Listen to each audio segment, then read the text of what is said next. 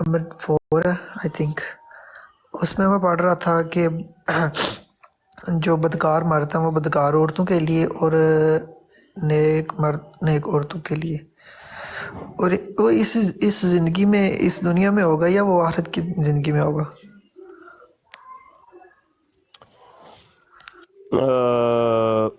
ये भाई मैं तो नहीं ऐसे सवालात के जवाब देता।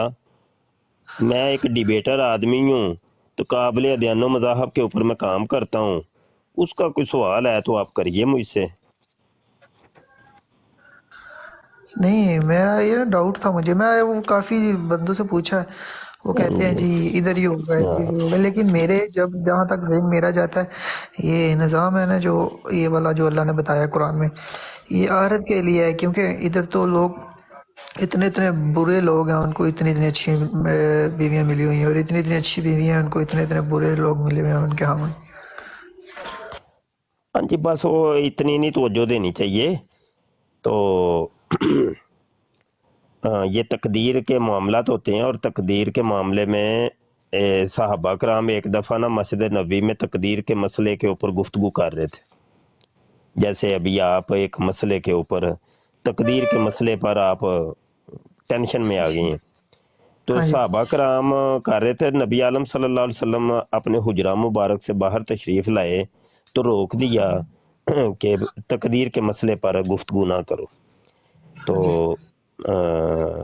बस नमाज रोज़े पर तवज्जो दें, जो फ़र्ज़ हैं जिनका सवाल भी होना है आपसे, जी तो वो मसले आपको पहले आने चाहिए। तो बकाया चीज़ें तो फिर वो सनवी जी हैसियत वो तो रखती हैं। जी वो अल्हम्दुलिल्लाह आते हैं। हम्म, बस यही पूछना था हाँ मैंने बस आपसे। ठीक है। अच्छा। जी जी, अस्सलाम वालेकुम शाह जी, क्या हाल है? ठीक है जी वालेकुम सलाम, अल्हम्दुलिल्लाह। जी जी। अच्छा शाह जी, दो बंदे जरा लापता हैं। एक तो ये जो अहमद ईसा मलहून है और एक जाहिद खान, इनके बारे में थोड़ा सा बताएं, ये किधर है आजकल? अहमद ईसा उसका असल नाम अदीब है, और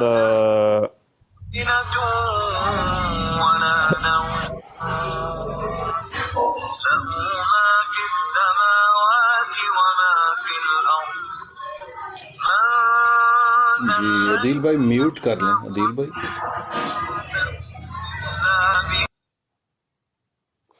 अच्छा, अदीब नाम है उसका। तो वो मुझे लग रहा है, जो मेरी छठी ये हिस्स कह रही है कि या तो मर खप गया है, या किसी ने इसको मार दिया है, या ये एजेंसियों के हत्थे चढ़ गए।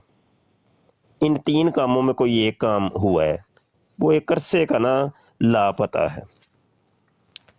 और रही बात जाहिद खान कज़ाब, वो बस अपनी डुग-डुगी बस बजाने में मसरूफ़ है। कल परसों मैंने उसको मैसेज किया, मैं कित्थे मर गए हैं कि जिंदा हैं। ओही पुरानियां गल्लां, मुफ्ती साहब तुम जहन्नम में रह रहे हो, पाकिस्तान के ये हालात हो गए, देखो मैं कितनी यशी में रह रहा हूँ, आ जाओ तुम भी इधर ही आ जाओ, मैं तुम्हें टिकट लेके देता हूँ, बस मेरे हाथ पर ईमान ले आओ। और मैं कहा जा कुत्ते दे बचिया कित्थों आ गए।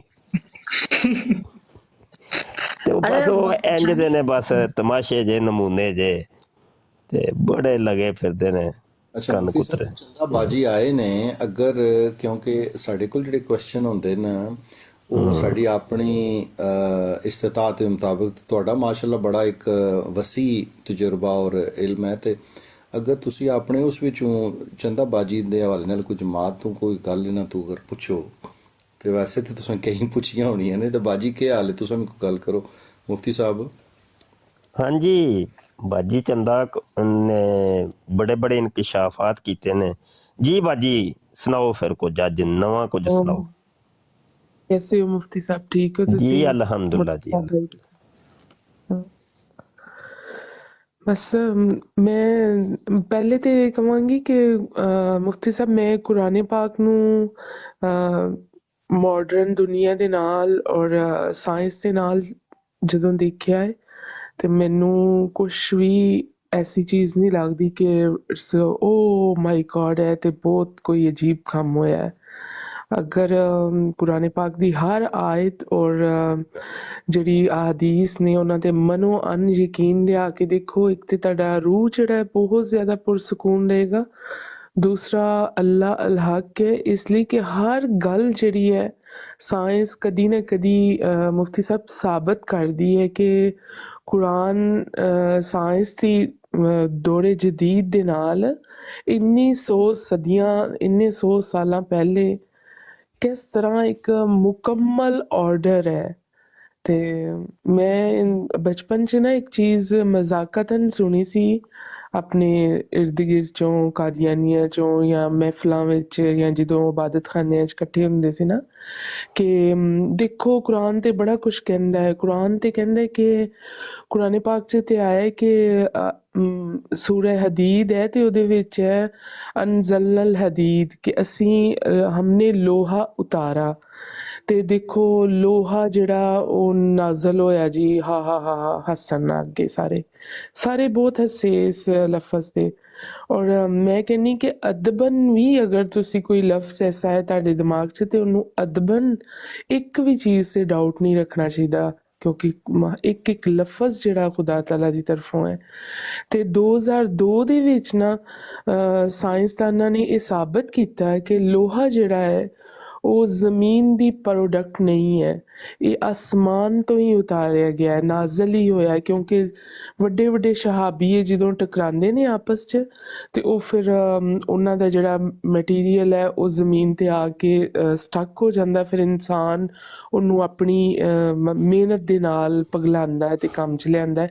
ਇਹ ਜ਼ਮੀਨ 'ਚ ਉੱਗਦਾ ਨਹੀਂ ਹੈ, ਪੈਦਾ ਨਹੀਂ ਹੋ ਸਕਦਾ ਇਹ ਜ਼ਮੀਨ 'ਚ ਨਾ, ਇਹ ਮਤਲਬ ਜ਼ਮੀਨ ਦੀ ਪ੍ਰੋਡਕਟ ਨਹੀਂ ਹੈ ਤੇ ਨਾਜ਼ਲ ਹੀ ਹੁੰਦਾ ਹੈ। ਤੇ ਇਸ ਚੀਜ਼ ਤੇ ਮੈਂ ਜਦੋਂ ਮੈਂ ਪੜ੍ਹਿਆ 2002 ਚ ਸਾਇੰਸਦਾਨਾਂ ਨੇ ਕਿਹਾ ਕਿ ਕੁਰਾਨ ਪਾਕ ਦੇ ਨਾਲ ਅਗਰ ਅਸੀਂ ਇਹਨੂੰ ਮੈਚ ਕਰਕੇ ਦੇਖੀਏ ਤੇ ਲੋਹਾ ਜਿਹੜਾ ਹੈ ਇਹ ਆਸਮਾਨ ਦੀ ਚੋਂ ਇੱਕ ਚੀਜ਼ਾਂ ਨੇ ਉਹ ਖਲਾ ਦੇ ਵਿੱਚ ਸਫ਼ਰ ਕਰਦੀਆਂ ਜ਼ਮੀਨ ਤੇ ਆਉਂਦੀਆਂ ਨੇ। ਤੇ ਇਸ ਚੀਜ਼ ਨੇ ਮੈਨੂੰ ਬਹੁਤ ਜ਼ਿਆਦਾ ਮਜ਼ਬੂਤ ਕੀਤਾ ਕਿ ਦੁਨੀਆ ਖਤਮ ਹੋ ਜਾਏਗੀ ਲੇਕਿਨ ਕੁਰਾਨ ਦੀ ਜਿਹੜੀ ਇਨਫੋਰਮੇਸ਼ਨ ਹੈ ਉਹ ਇਸੇ ਤਰ੍ਹਾਂ ਹੀ ਜਾਰੀ ਸਾਰੀ ਰਹਿਣੀ। ਹਾਂਜੀ ਮੁਫਤੀ ਸਾਹਿਬ। ਅੱਛਾ ਚਲੋ ਫਿਰ ਆਓ, ਫਿਰ ਤੁਹਾਨੂੰ ਫਿਰ ਥੋੜਾ ਜਿਹਾ ਹਾਸਾ ਖੇਡਾ ਹੀ ਕਰ ਲਈਏ, ਕੋਈ ਲਤੀਫਾ ਸੁਣਾ ਦਈਏ। ਲੋ ਜੀ, ਹਾਂਜੀ ਮਿਕੀ ਮਾਊਸ ਪਤਾ ਹੈ ਤੁਹਾਨੂੰ ਕੀ ਹੁੰਦਾ ਮਿਕੀ ਮਾਊਸ? ਹਾਂਜੀ, ਇਹ ਬੱਚੇ ਅੱਜ ਕੱਲ ਕਹਿੰਦੇ ਨੇ ਇਹਨਾਂ ਨੂੰ ਹੀ ਨਾ, ਮਿਰਜ਼ਾ ਸਾਹਿਬ ਨੂੰ ਹੀ ਬਿੱਲੀ ਚੂਹਾ, ਬਿੱਲੀ ਚੂਹਾ। ਹਾਂਜੀ ਹਾਂਜੀ ਹਾਂਜੀ ਹਾਂਜੀ ਹਾਂ ਬਿਲਕੁਲ ਲੋ ਜੀ ਹਜ਼ਰਤ ਜੀ ਨੂੰ ਬਿੱਲੀ ਚੂਹੇ ਦਾ ਨਾ ਇਲਹਾਮ ਹੋਇਆ ਹੈ। ਇਹ ਲੋ ਜੀ ਮਿਕੀ ਮਾਊਸ ਦਾ ਇਲਹਾਮ। ਤੇ सुनो जी, हजरत जी फरमाते ने कि चंद आदमी सामने हैं, एक चादर में कोई शय है, एक शख्स ने कहा कि ये आप ले लें। देखा तो उसमें चंद मुर्ग हैं और एक बकरा। मैं इन मुर्गों को उठाकर और सर से ऊंचा करके ले चला ताकि कोई बिल्ली वगैरह ना पड़े। रास्ते में एक बिल्ली मिली। हाँ जी, एक बिल्ली मिली जिसके मुंह में कोई शय मिसले चूहा है, मगर इस बिल्ली ने इस तरफ तवज्जो नहीं की और मैं इन मुर्गों को महफूज लेकर घर पहुंच गया। चलो जी, ए ना बिल्ली चूहे का इलाम होया जी।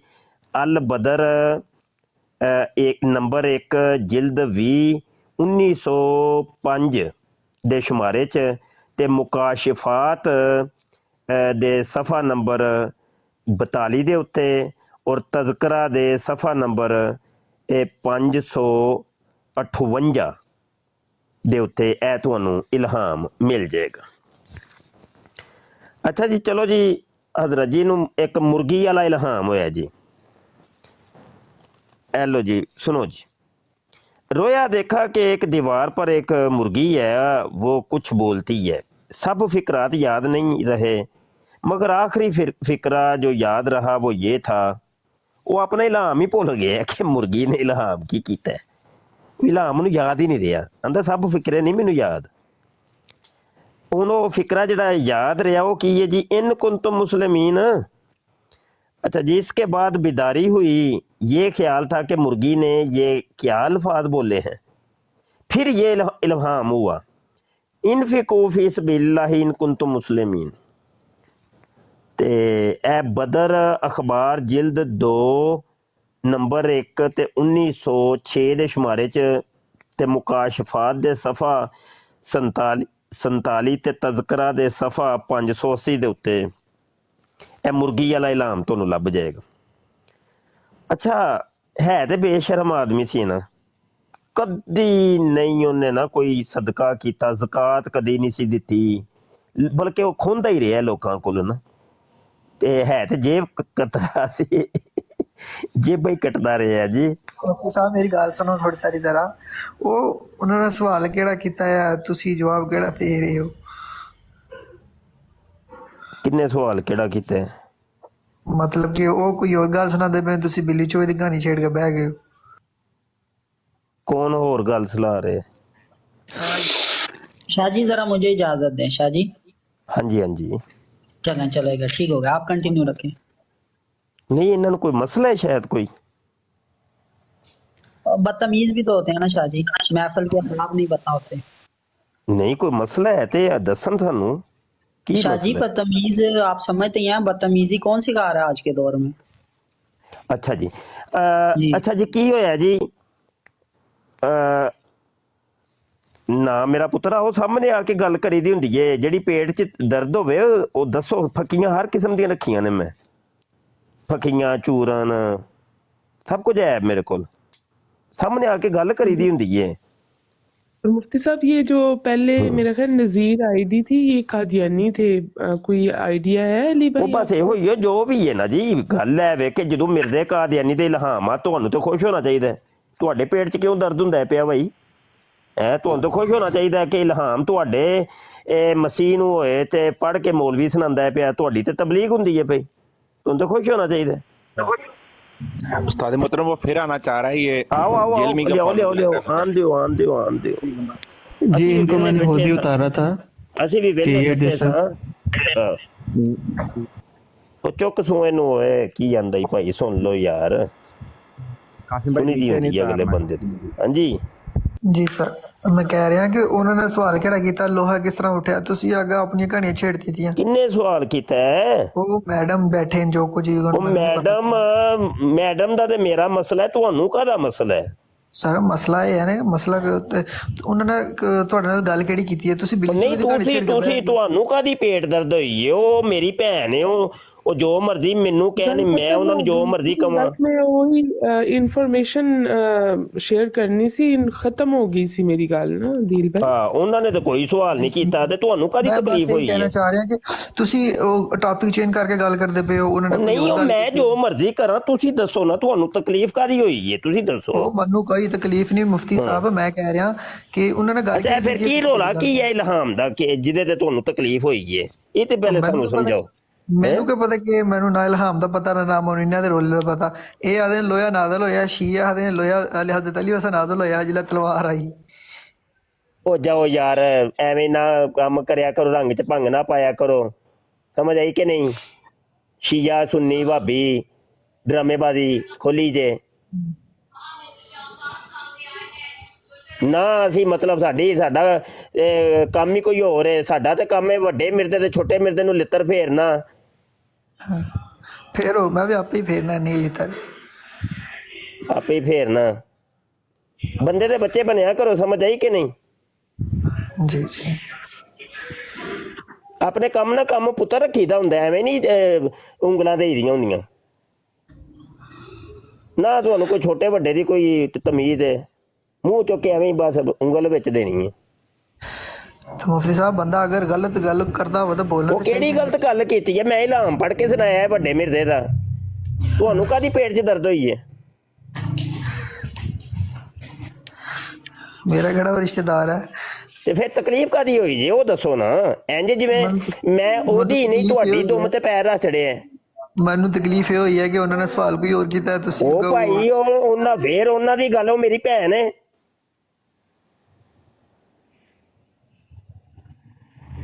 ਐਵੇਂ ਮੂੰਹ ਚੁੱਕ ਕੇ ਮੈਂ ਖਾਮ ਖਾ ਬੰਦੇ ਦਾ ਬੱਚਾ ਬਣੀਦਾ ਹੁੰਦਾ ਮੇਰਾ ਪੁੱਤਰ, ਇੰਜ ਨਹੀਂ ਕਰੀਦਾ ਹੁੰਦਾ। जी ठीक है जी, ठीक है। क्वेश्चन करना चाहना मैं, एक क्वेश्चन है, डाउट है उस क्वेश्चन का। ਉਹ ਨਹੀਂ, ਉਹ ਕੁਐਸਚਨ ਹੈ ਤੂੰ ਜਿਹੜਾ ਕੁਐਸਚਨ ਕਰਨਾ ਪਿਆ ਮੈਨੂੰ ਪਤਾ ਚੱਲ ਗਿਆ ਹੈ ਕਿਹੜਾ ਕੁਐਸਚਨ। ਤੁਸੀਂ ਗੱਲ ਕਿੱਦਾਂ ਟੋਰਨਾ ਚਾਹੁੰਦੇ ਹੋ? ਮੈਨੂੰ ਪੁੱਤਰ ਬੇਟਾ ਸਭ ਪਤਾ ਹੈ। ਤੁਸੀਂ ਉਦੋਂ ਪੈਦਾ ਵੀ ਨਹੀਂ ਸੀ ਹੋਏ ਜਦੋਂ ਦੇ ਅਸੀਂ ਇਸ ਫੀਲਡ 'ਚ ਹਾਂ।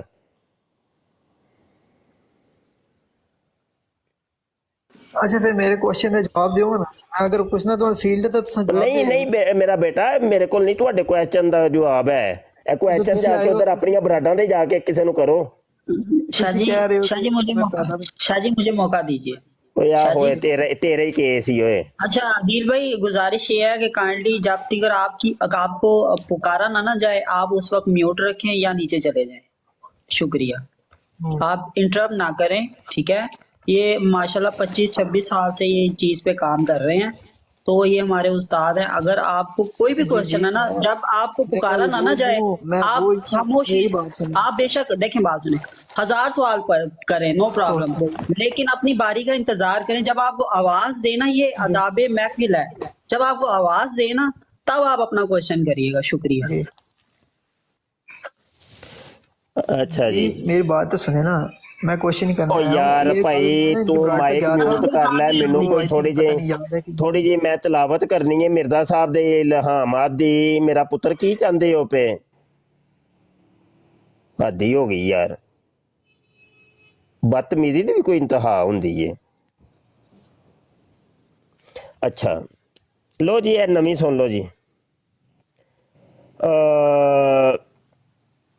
ਇਹ ਅਖਬਾਰ ਅਲ ਫਜ਼ਲ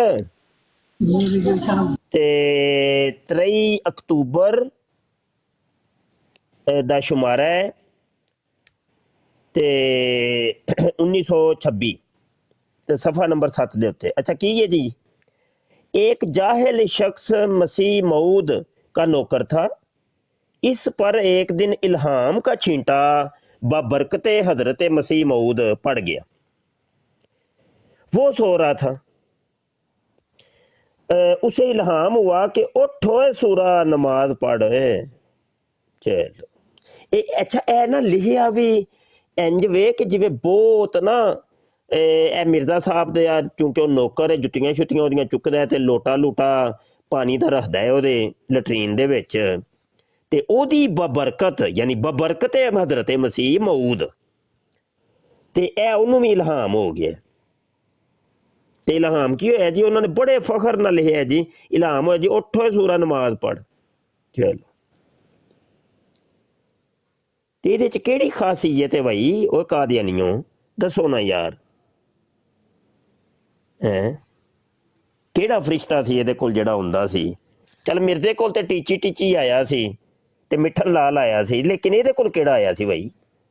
ਉਹ ਫਰਿਸ਼ਤਾ ਨਹੀਂ ਤੁਸੀਂ ਦੱਸਿਆ ਫਿਰ ਸਾਨੂੰ। ਹਾਂਜੀ ਬਾਜੀ। ਹਾਂਜੀ, ਔਰ ਮੁਫਤੀ ਸਾਹਿਬ ਉਹਨਾਂ ਨੇ ਇਹ ਵੀ ਕਿਤੇ ਸੁਣਿਆ ਤੁਸੀਂ ਕਿ ਉਹਨਾਂ ਨੇ ਬਿੱਲੀ ਨੂੰ ਵੀ ਮਾਰਿਆ ਸੀ, ਮੇਰੇ ਖਿਆਲ ਹੈ। ਆਹੋ, ਬਿੱਲੀ ਨੂੰ ਵੀ ਮਾਰਿਆ, ਉਹ ਤੇ ਚਿੜੀਆਂ ਮਾਰਦਾ ਰਿਹਾ ਸਰ ਕੰਡੇ ਨਾਲ, ਉਹ ਚਿੜੀਆਂ ਨੂੰ ਕੁੰਦਾ ਰਿਹਾ ਜੇ, ਪਤਾ ਨਹੀਂ ਜੋ ਪੁੱਠਾ। ਇਹਨੂੰ ਪਤਾ ਕੀ ਕਹਿੰਦੇ ਨੇ ਬਾਜੀ? ਇਹਨੂੰ ਕਹਿੰਦੇ ਪਿੱਠ ਪੰਗੇ।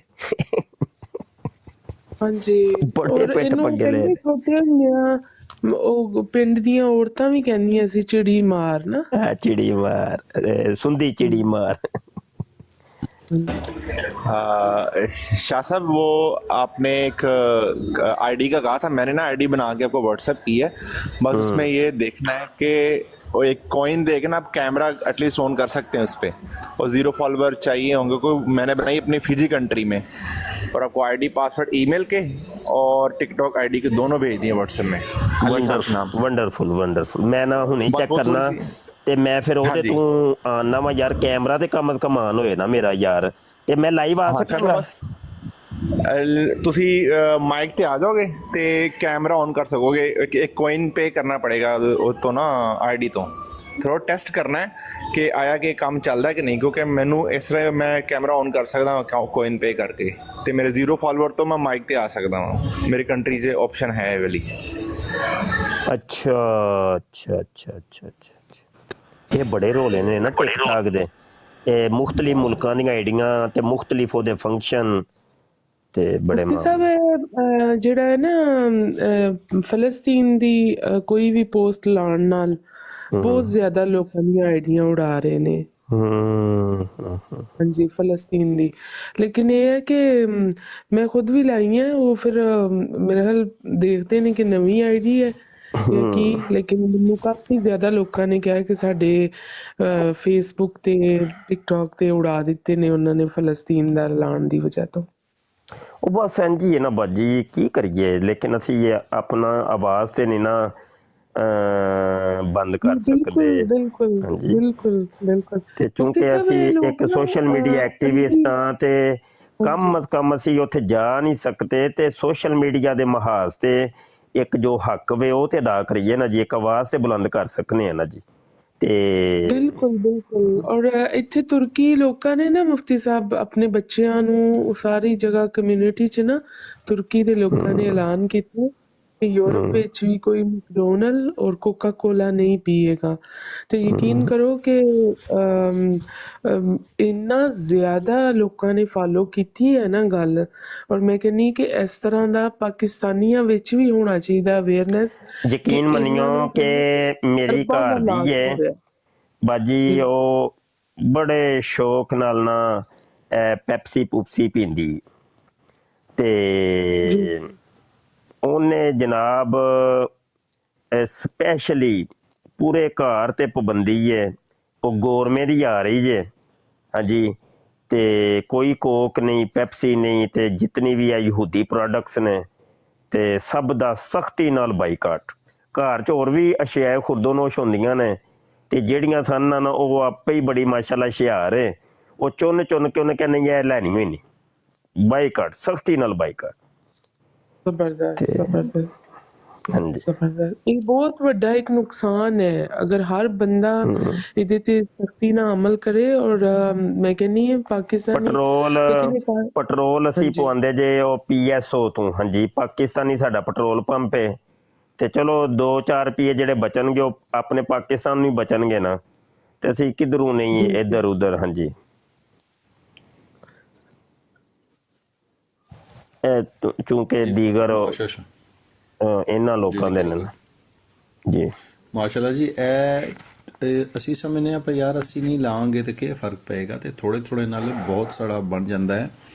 ਜਿਸ ਤਰ੍ਹਾਂ ਸਾਡੀ ਭਤੀਜੀ ਭਾਂਜੀ ਦੀ ਗੱਲ ਕੀਤੀ, ਤੇ ਉਹ ਬੜੀ ਸੋਹਣੀ ਗੱਲ ਹੈ। ਪਤਾ ਨਹੀਂ ਕਿਤਨਾ ਅਰਸਾ ਹੋਇਆ ਜੀ, ਕਿਤਨੇ ਸਾਲ ਹੋ ਗਏ ਮੁਫਤੀ ਸਾਹਿਬ, ਮੈਨੂੰ ਖਜੂਰਾਂ ਬੜੀਆਂ ਪਸੰਦ ਨੇ, ਤੇ ਸਾਡੇ ਇੱਥੇ ਸਟੋਰ ਹੈ, ਤੇ ਉਹ ਮੈਂ ਜਿਹੜੀ ਵੀ ਚੀਜ਼ ਜ਼ਾਹਿਰ ਹੈ ਅਸੀਂ ਹੁਣ ਪਾਕਿਸਤਾਨ ਜਾਂ ਇਸਲਾਮੀ ਮੁਲਕ ਹੋਵੇ ਤੇ ਉੱਥੇ ਤੇ ਜਿਹੜੀ ਵੀ ਚੀਜ਼ ਲਵੋ ਹਲਾਲ ਹੀ ਹੈ।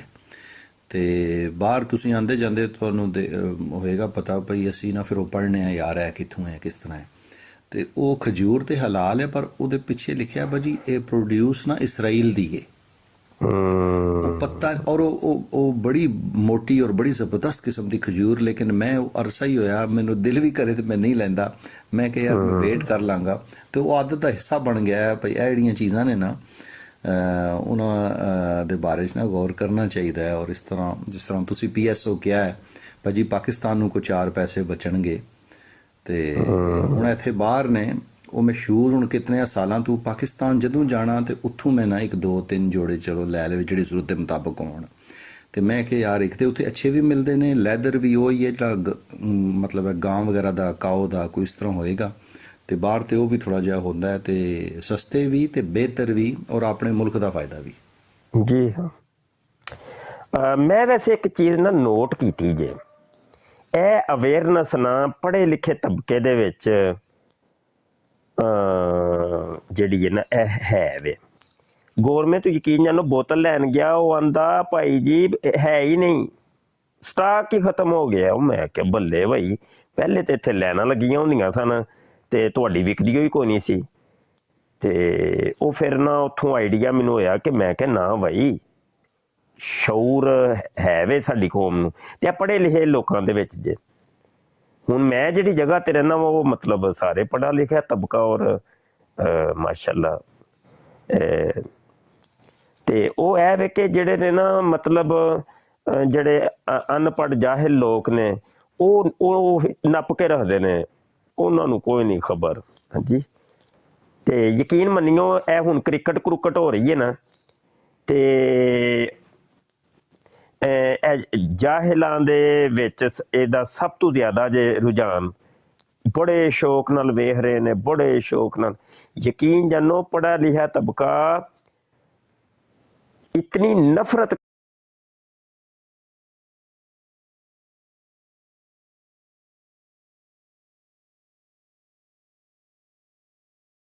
বলা যারা কাজ করে